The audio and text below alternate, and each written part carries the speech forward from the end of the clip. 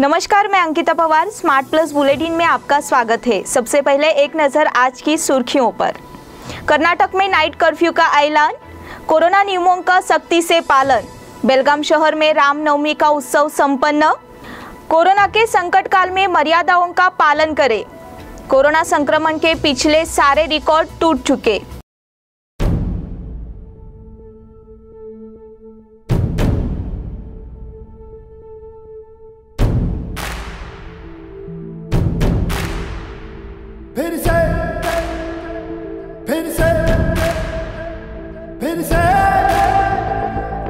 फिर से उछला लहू नसों में, फिर से मचला जुनून रगों में, फिर से झूमा गगन तिरंगा, फिर से दिल हुआ मस्त मलंगा। फिर से फिर से फिर से फिर से लोहा हुआ इरादा, फिर से करते हैं हम वादा, भर देंगे हुंकारा, फिर से जीतेंगे हम यारा, फिर से जीतेंगे हम यारा, फिर से। अब देखते हैं विस्तृत समाचार। कोरोना वायरस संक्रमण को देखते हुए कर्नाटक में नाइट कर्फ्यू का ऐलान कर दिया गया है। राज्य सरकार ने नई गाइडलाइंस जारी की है। राज्य में 21 अप्रैल रात 9 बजे से 4 मई सुबह 6 बजे तक नाइट कर्फ्यू लागू रहेगा। इसके साथ ही शुक्रवार रात 9 बजे से सोमवार सुबह 6 बजे तक वीकेंड कर्फ्यू लागू रहेगा।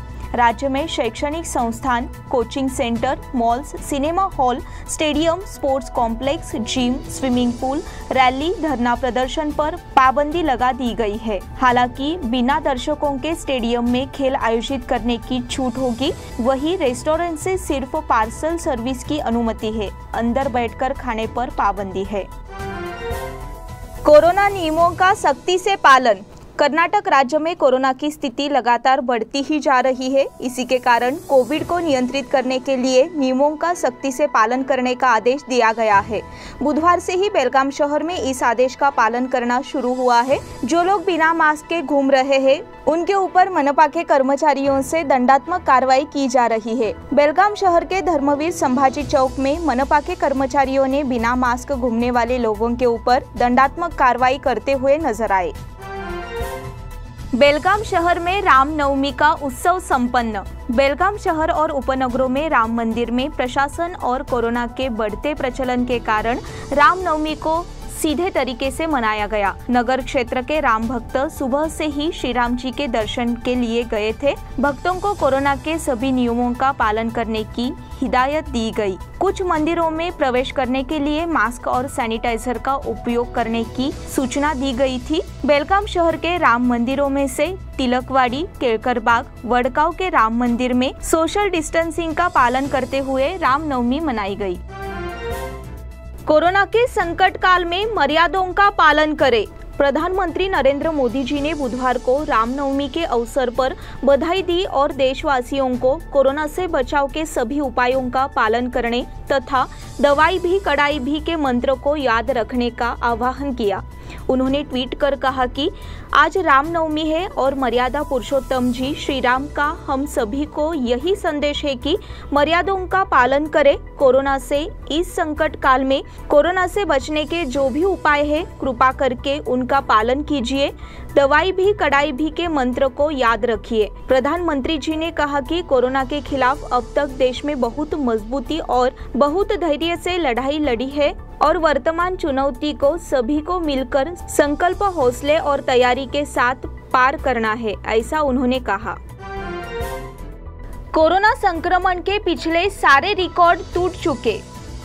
देश में कोरोना वायरस के संक्रमण के पिछले सारे रिकॉर्ड टूट चुके हैं और जिस रफ्तार से नए मामले आ रहे हैं, उन्हें देखते हुए कहा जा सकता है कि देश में कोरोना संक्रमण का बम फूट चुका है।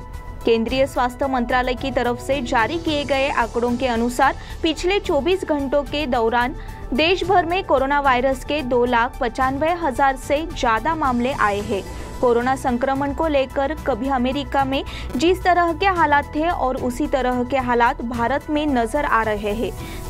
देश में अब कोरोना वायरस के सक्रिय मामलों की संख्या 21.97 लाख के भी पार पहुंच गई है।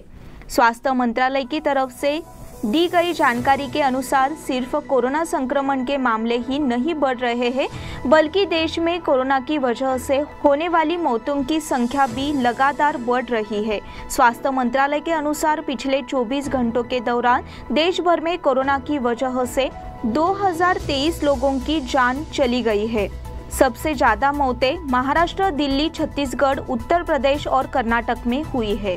इस बुलेटिन के अगले समाचार छोटे से ब्रेक के बाद।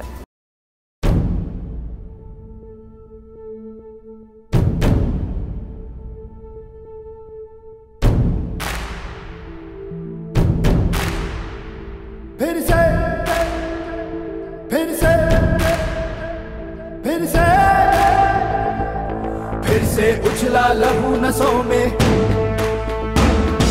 फिर से मचला जुनून रगों में, फिर से झूमा गगन तिरंगा, फिर से दिल हुआ मस्त मलंगा। फिर से फिर से फिर से फिर से लोहा हुआ इरादा, फिर से करते हैं हम वादा, भर देंगे हुंकारा, फिर से जीतेंगे हम यारा, फिर से जीतेंगे हम यारा, फिर से। ब्रेक के बाद फिर से एक बार आपका स्वागत।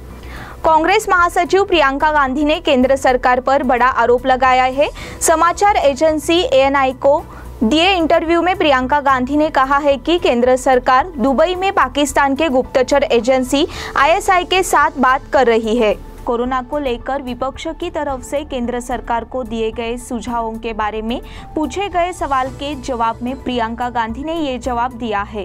प्रियंका गांधी ने कहा कि मौजूदा केंद्र सरकार ISI के साथ बात कर सकती है, लेकिन विपक्षी दलों के नेताओं के साथ बात नहीं करती। प्रियंका गांधी ने कहा कि केंद्र सरकार दुबई में पाकिस्तान के साथ बात कर रही है, यह गलत बात है। सुप्रीम कोर्ट में अब सिर्फ अति आवश्यक मामलों की ही सुनवाई। सुप्रीम कोर्ट 22 अप्रैल से सिर्फ अति आवश्यक मामलों की ही सुनवाई करेगा। कोरोना संक्रमण के बढ़ते मामलों को देखते हुए गुरुवार से लेकर अगले आदेश तक कोर्ट बंद ही रहेगा। मंगलवार को इस संबंध में नोटिस जारी कर दिया गया।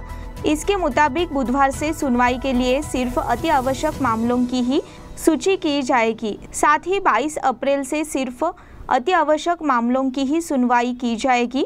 पहले से ही सूचीबद्ध मामलों की सुनवाई को टाल दिया गया है। बताया जा रहा है कि सुप्रीम कोर्ट रजिस्ट्री के कई लोग कोरोना संक्रमित हो चुके हैं, जिसके बाद ये फैसला लिया गया है।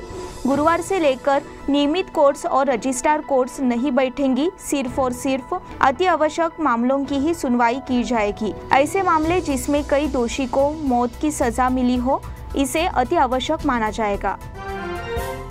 जनता दल के कैदी नेता शहाबुद्दीन को कोरोना वायरस का संक्रमण। दिल्ली की तिहाड़ जेल में बंद राष्ट्रीय जनता दल के पूर्व सांसद और बाहुबली शहाबुद्दीन को भी कोरोना वायरस का संक्रमण हुआ है। लक्षण मिलने के बाद शहाबुद्दीन का कोरोना टेस्ट करवाया गया था और रिपोर्ट पॉजिटिव मिला है। स्वास्थ्य खराब होने के बाद शहाबुद्दीन को DDU अस्पताल में भर्ती करवाया गया है। हालांकि तिहाड़ जेल प्रशासन का कहना है कि फिलहाल शहाबुद्दीन की हालत ठीक है। दिल्ली की तिहाड़ जेल में पिछले दिनों कई कैदी और जेल कर्मचारी कोरोना से संक्रमित हुए हैं। शहाबुद्दीन फिलहाल अपराध के एक मामले में तिहाड़ जेल के अंदर सजा भुगत रहे हैं और वह राष्ट्रीय जनता दल का सांसद तथा राष्ट्रीय उपाध्यक्ष रह चुका है। महेंद्र सिंह धोनी के माता पिता कोरोना बाधित। भारतीय पूर्व कप्तान महेंद्र सिंह धोनी के घर पर कोरोना वायरस ने दस्तक दी है। उनकी माता देवकी देवी और पिता पान सिंह कोविड-19 पॉजिटिव पाए गए हैं। इंडिया टुडे की खबर के अनुसार उन्हें रांची के एक निजी अस्पताल में भर्ती कराया गया है। धोनी इस समय IPL 2021 में चेन्नई सुपर किंग्स की कप्तानी कर रहे हैं। अंतर्राष्ट्रीय क्रिकेट से 15 अगस्त 2020 को संन्यास लेने के बाद धोनी सिर्फ IPL में ही खेलते हुए दिखाई देते हैं। पिछला सीजन उनके और उनकी टीम दोनों के लिए ही अच्छा नहीं रहा था। कोविशील्ड वैक्सीन के दाम बढ़े।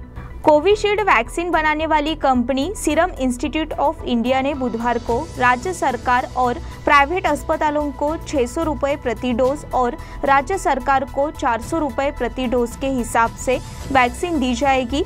कोविशील्ड वैक्सीन बनाने वाली company serum institute of India ने बुधवार को राज्य सरकार और प्राइवेट अस्पतालों के लिए अपने नए दामों की सूची जारी कर दी है। इसके बाद अब वैक्सीन नई कीमतों में दी जाएगी।